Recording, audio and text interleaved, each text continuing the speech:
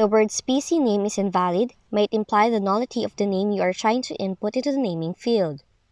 If this also happens to you, here's what you should do. First, check for pending updates.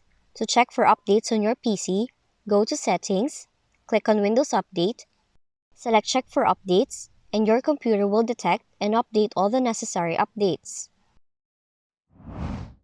For the next solution, you should also avoid the use of spaces.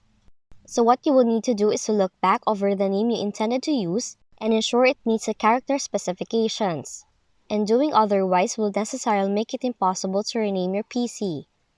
Lastly, check if you're currently assigned as an administrator. This is because if you're an administrator, certain modifications and changes can be done.